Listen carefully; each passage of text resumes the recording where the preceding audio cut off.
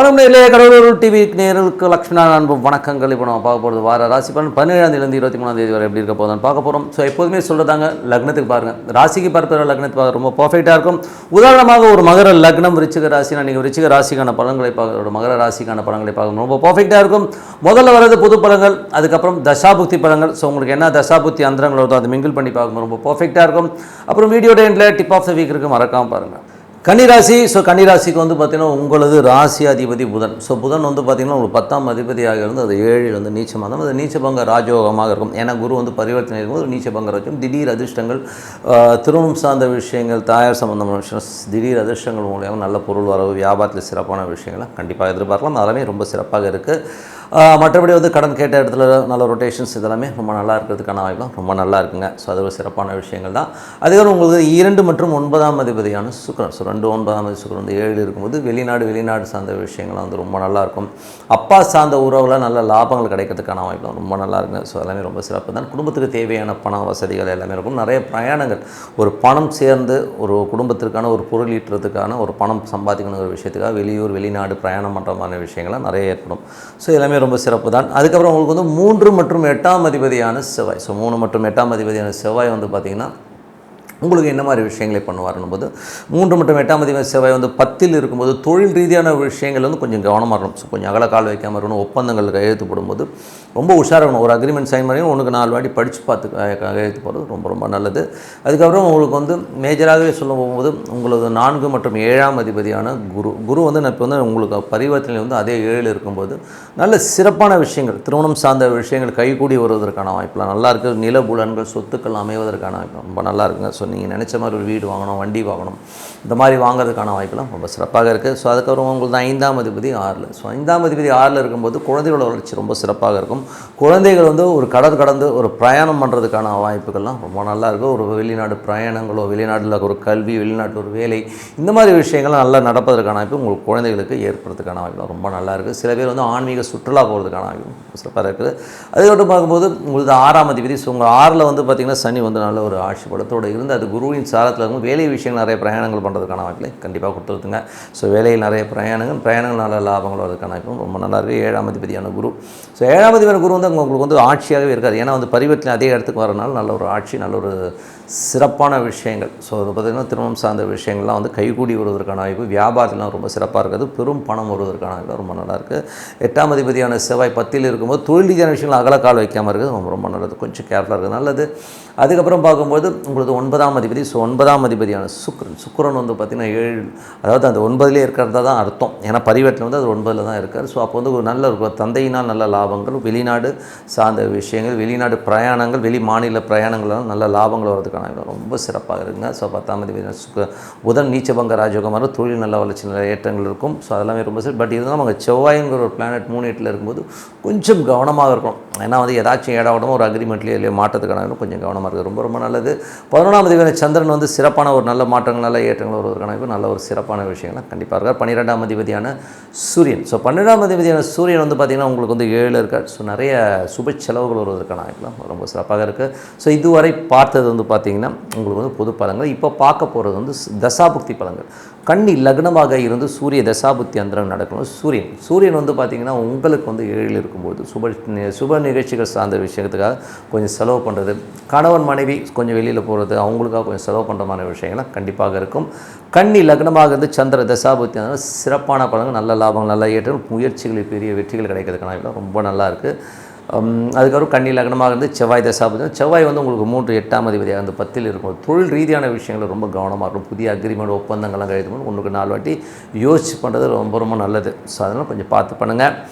அதே மாதிரி வந்து பார்த்தீங்கன்னா உங்களுக்கு 4, 7ஆம் அதிபதியான குரு வந்து பாதக ஸ்தானமாகவே இருந்தாலும் 7ல் குரு இருக்கும்போது சுப நிகழ்ச்சிகளுக்காக நிறைய ஸ்பெண்ட் பண்ணுற மாதிரி விஷயங்கள், நல்ல சுப நிகழ்ச்சிகள் நடத்துவதற்கான வாய்ப்பு, வியாபாரத்தில் ஒரு பெரும்பணம் வர்றதுக்கான வாய்ப்பு ரொம்ப சிறப்பாக இருக்குது. ஏன்னா வந்து குரு வந்து அங்கே பரிவர்த்தனையில் அங்கே வந்துடுறார். ஸோ அதனால் சிறப்பான பலன்களை எதிர்பார்க்கலாம். 5ஆம் அதிபதியான சனி வந்து பார்த்திங்கன்னா உங்களுக்கு வந்து என்ன மாதிரி விஷயங்கும் போது இதில் வந்து பார்த்திங்கன்னா மேஜராக வந்து பார்த்திங்கன்னா சூரியன் வந்து நிறைய ஸ்பெண்டிங்கை கொடுத்தாலும் சந்திரன் வந்து நல்ல ஒரு சிறப்பான விஷயங்களே கொடுத்துறாரு. கன்னி லக்னமாக இருந்து செவ்வாய் தசாபத்தினா செவ்வாய் வந்து வியாபாரத்தில் ரொம்ப கவனமாக இருக்கணும். புதிய ஒப்பந்தங்கள் கையெழுத்து போடும்போது 1க்கு 4 வாட்டி வந்து யோசித்து கையெழுத்து வாங்குறது ரொம்ப ரொம்ப நல்லது. கன்னி லக்னமாக வந்து ராகு தசாபுத்தியந்திரங்கள் ராகு வந்து என்ன மாதிரி விஷயங்களை கொண்டு வரும்போது ராகு 7 இருக்கார். ஸோ 7 இருந்து அது குருடைய சார்ந்த ஒரு சிறப்பாக இருக்கும்போது நல்ல ஒரு ப்ரொஃபஸர் நல்ல டீச்சிங் சம்மந்தமான விஷயங்கள் வந்து ஈடுபாடு அதிகமாக இருக்கும். ஸோ அந்த மாதிரி வேலை கிடைக்கிறதுக்கான வாய்ப்புகள் ரொம்ப நல்லா இருக்குது. அது மட்டும் இல்லை குரு ராகுனும் போதே நிறைய ஆன்மீக தொடர்பான விஷயங்கள், ஸோ சர்ப வழிபாடு இந்த மாதிரி விஷயங்கள் ரொம்ப சிறப்பாக இருக்கிறதுக்கான வாய்ப்பு ரொம்ப நல்லா இருக்குங்க. ஸோ எல்லாமே ரொம்ப நல்ல விஷயங்கள் தான். அதுக்கப்புறம் பார்க்கும்போது உங்களுக்கு வந்து கன்னி லக்னமாக இருந்து குரு தசாபுத்தியந்திரம் குரு சிறப்பான விஷயங்கள் வீடு சொத்துக்கள் எல்லாம் வாங்கிறதுக்கான யோகங்களை சிறப்பாக கொடுத்துட்றாங்க. ஸோ எல்லாமே ரொம்ப நல்லா இருக்குது. அதே மாதிரி கன்னி லக்னமாக இருந்து சனி தசாபுத்தியங்கள் சனி வந்து பார்த்திங்கன்னா உங்களுக்கு 5ஆம் அதிபதியாக இருந்து 6ல் இருக்கும்போது குழந்தைகளோட வளர்ச்சி ரொம்ப நல்லாயிருக்கும். ஸோ குழந்தைகள் அடுத்த கட்டத்துக்கு மூவ் ஆகி பெரிய லெவலில் போகிறதுக்கான வாய்ப்புலாம் ரொம்ப நல்லா இருக்குங்க. கன்னி லக்னமாக இருந்து புதன் தசாபுத்தியந்திரன். ஸோ புதன் வந்து பார்த்திங்கன்னா உங்களுக்கு என்ன மாதிரி விஷயம் புதன் நீச்சமாக இருந்தும் அது நீச்சபங்க ராஜோகமாக இருந்து பெரிய லாபங்களையும் நல்ல அதிர்ஷ்டங்களையும் கொடுக்கறதுக்கான வாய்ப்பு ரொம்ப நல்லாயிருக்கு. புதிய பார்ட்னர்ஷிப் தொழில் ரீதியான விஷயங்கள் புதிய யுத்திகள் கையாளுறதுக்கான வாய்ப்பு ரொம்ப நல்லாயிருக்கு. ஸோ எல்லாமே ரொம்ப சிறப்பு தாங்க. ஸோ இதெல்லாம் வந்து ரொம்ப என்னென்னா இது ப்ளஸ் அண்ட் மைனஸை வந்து நீங்கள் நோட் பண்ணி அதை அப்ளை பண்ணி பார்க்க ரொம்ப சிறப்பாக இருக்குங்க. ஸோ என்னை பொறுத்தவரை ஒரு நல்ல ஒரு பிரார்த்தனை கண்டிப்பாக நம்ம அடுத்த லெவல் போகிறதுக்கான வாய்ப்புகளை கண்டிப்பாக இருக்குது. ஸோ டெய்லி வந்து ஒரு பிரார்த்தனை வந்து மனசார இறைவனை அது எந்த தெய்வமாக இருக்கட்டும். ஸோ உதாரணமாக ஒரு ஓம் நிமிஷம் மனசார பிரார்த்தனை பண்ணுவோம் கண்டிப்பாக அடுத்த லெவல் போகிறதுக்கான வாய்ப்பு ரொம்ப சிறப்பாக இருக்கும்.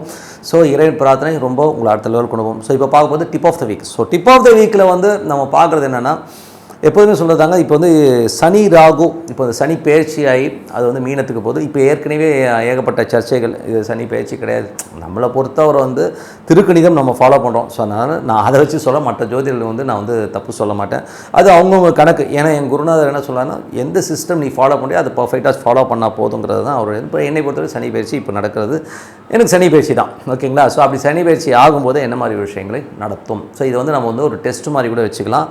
ஏன்னா வந்து இவங்க சொல்கிறாங்க இல்லையா சனி பயிற்சியில் இப்போ வந்து சனியும் ராகும் ஒரு கட்டத்தில் வந்து சந்திக்குது. ஸோ ஏப்ரல் மாதம் முழுவதுமாக சனியும் ராகும் வந்து மீனத்தை சந்திக்கின்ற காலகட்டத்தில் வந்து என்ன மாதிரி விஷயங்கள் நடக்கணும் போது ஸோ தொழில் ரீதியான விஷயங்கள் நிறைய பாதிப்புகளை கண்டிப்பாக ஏற்படுத்தும். அது மட்டும் இல்லாமல் பார்த்தீங்கன்னா வெளிநாடு சார்ந்த விஷயங்கள் நிறைய கடுபிடிகள் நிறைய சட்டத்திட்டங்களால் ஒரு கிராஷ் உருவாகிறதுக்கான வாய்ப்பு ஒரு கிராஷ் ஆகும். ரொம்ப கிராஷ் ஆகி ரொம்ப ஒரு ஸ்ட்ரெஸ்ஸஸ் வர்றதுக்கான வாய்ப்புகளை கண்டிப்பாக ஏற்படுத்தும். ஏன்னா வந்து காலபுருஷனுக்கு வந்து 9, 12ஆம் அதிபதியாக இருக்கும்போது கொஞ்சம் ஜாக்கிரதையாக நமக்கு வந்து அந்த ஒரு ஸ்ட்ரெஸ்ஸஸை கண்டிப்பாக ஏற்படும். வெளிநாட்டில் இருக்கிறவங்களும் ஆல்ரெடி வந்து கொஞ்சம் பாதிப்பு இப்போ கொஞ்சம் ரொம்ப புதிய சட்டத்திட்டங்களால் நம்ம க்ரஷ் ஆகிறதுக்கான வாய்ப்புகள் நிறைய இருக்குது.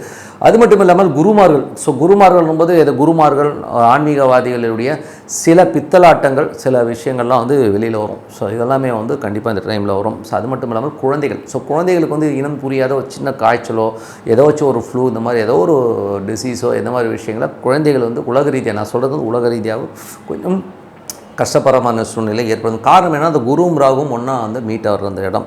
ஸோ அதனால் வந்து அது கொஞ்சம் நம்ம வந்து ப்ரிகாஷன் வந்து குழந்தைகளை பார்த்துக்கிறது ரொம்ப ரொம்ப நல்லது. ஸோ அது ஒரு விஷயம். அது வந்து மட்டும் இல்லாமல் அது வந்து குரு வந்து அது சுயசாரத்தில் அதோடைய சுயசாரத்திலே போகும்போது அது வந்து என்ன மாதிரி விஷயம் காற்று சம்மந்தமான விஷயம். ஏன்னா அது வந்து இப்போ பொருளாதாரத்தில் வந்து மெயினாக ஏன்னா மே மாதம் தான் 3ஆம் இடத்துக்கு போகுது. ஸோ இப்போ வந்து அந்த பொருளாதார ரீதியில் வந்து கையை வைக்கிறதும் அதனால் வந்து நிறைய பாதிப்புகளை ஏற்படுத்துங்கிறதுல வந்து எந்தவித மாற்றம் இல்லை. ஏன்னா வந்து அது அந்த மாதிரி விஷயங்கள் தான் கொடுக்க போகுது. ஸோ பொருளாதாரத்தில் ரொம்ப ரொம்ப கேர்ஃபுல்லாக இருக்கணும். இது வந்து மணி வேல்யூ வந்து ரொம்ப கிராஃப் இறங்க போகிறதும் உறுதி. ஸோ அதனால் கொஞ்சம் வந்து கவனமாக போகணும். அது மட்டும் இல்லை கடல் சார்ந்த பகுதிகளில் இருக்கவங்களுக்கு வந்து கண்டிப்பாக வந்து ஒரு நிறைய ஜியாகிரபிக்கல் சேஞ்சஸில் கொஞ்சம் பிரச்சனைகள் வர்றதுக்கான கொஞ்சம் கவனமாக இருக்கணும். ஏன்னா சுனாமியோ இல்லை ஏதோ ஒரு பிரச்சனைகளை கண்டிப்பாக வந்து அந்த இடத்துல உருவாகும். ஏன்னா மீனம்ங்கிறது வந்து கடல் சார்ந்த பகுதிகளை குறிக்கிற ஒரு இடம். ஸோ அந்த இடத்துல வந்து கண்டிப்பாக வந்து ஒரு ப்ராப்ளம் வர்றதுக்கான வாய்ப்புகள் நிறைய இருக்குது. ஸோ இதுதான் வந்து இப்போ இருக்கிறது. ஸோ ஏப்ரல் மாதம் வந்து ரொம்ப ரொம்ப கவனம் வரும். ஸோ ஏப்ரல் மாதத்தில் வந்து இந்த மாதிரி கிரக சேர்க்கை யாருக்கெல்லாம் வந்து ஒரு பெரிய பிரச்சனைகளோ ஸ்ட்ரெஸ்ஸையும் கொடுக்கணும் போது மீனராசிக்காரர்கள் மீன லக்னக்காரர்கள் அவங்களுக்கு வந்து 12 வந்து உங்களுக்கு சனி ராகு தசாபுத்தி அந்தரங்கள் நடக்கிறதா இருந்தால் எஃபெக்ட் அதிகமாக இருக்கும். ஸோ 12 கொஞ்சம் தூக்கம் இல்லாமல் இருக்கிறது பெரிய லாபங்களை நினச்சி அது வரல இது வரலங்கிற ஒரு கலக்கங்களை ஏற்படுத்துறதுக்கான வாய்ப்புகளை கண்டிப்பாக ஏற்படுத்தும். அது மட்டும் இல்லாமல் வேறு யாருக்கு நம்ம சிம்ம லக்னக்காரர்களுக்கு வந்து பார்த்திங்கன்னா சிம்ம லக்னம் சிம்ம ராசிக்காரர்கள் ரொம்ப எமோஷன் ஆவீங்க. குழந்தைகள் மற்றும் வேலையில் வந்து ஒரு ஸ்ட்ரெஸ்ஸையும் டென்ஷனையும் கண்டிப்பாக ஏற்படும். ஸோ கொஞ்சம் கேர்ஃபுல்லாக இருக்கிறோம் காலகட்டங்கள். ஸோ அதனால் கொஞ்சம் பார்த்து நடந்துக்கணும். அதுக்கப்புறம் பார்க்கும்போது வேறு யாருக்கு இதாகணும் போது உங்களுக்கு வந்து துலாம் ராசிக்காரர். ஸோ துலாம் ராசிக்காரர்களுக்கு பார்த்திங்கன்னா 6ஆம் இடத்துல வந்து சனி ராகும் இருக்கும்போது அது வந்து வேலையில் நிறைய எமோஷன்ஸையும் ஸ்ட்ரெஸ்ஸையும் ஏற்படுத்தும். கடன் சம்மந்தமான விஷயங்களோ அந்த மாதிரி விஷயங்களோ ரொம்ப ஸ்ட்ரெஸ்ஸை ஏற்படுத்துறதுக்கான வாய்ப்பு.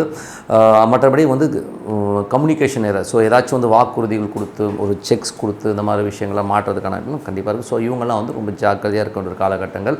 ஸோ மற்றவர்கள்லாம் இருக்காது, மற்றவர்கள்லாம் இருக்கும். அந்த தசாபுத்தி அந்தரங்கள் காலகட்டங்களில் இவங்க கொஞ்சம் அதிகமாக பாதிக்கிறதுக்கான மற்றவங்களும் கொஞ்சம் கேர்ஃபுல்லாக இருந்துங்க. ஏன்னா வந்து தொழில் ரீதியான விஷயங்களை அகலக்கால் வைக்கிறது, புதிய தொழில்நுட்பத்தை நம்பி நான் மணி ட்ரான்ஸ்ஃபர் பண்ணுறது, இதெல்லாம் வந்து இந்த ஏப்ரல் மாதத்தில் அவாய்ட் பண்ணிக்கிறது ரொம்ப ரொம்ப நல்லது. ஏன்னா சனி ராகுங்கிறது வந்து கண்டிப்பாக தொழில் துறையில் மட்டும் இல்லாமல் நம்ம கர்ம ரீதியாகவும் ரொம்ப பிரச்சனைகளை கொடுக்கறதுக்கான வாய்ப்பு இருக்கிறதுனால கொஞ்சம் கேர்ஃபுல்லாக இருந்துக்கோங்க அப்படிங்கிறது நம்ம இப்போயே சொல்லுவோம். ஸோ நம்ம என்ன இந்த மாற்றங்கள் இருக்குமானா கண்டிப்பாக அந்த மாற்றங்கள் நீங்கள் பாருங்கள்.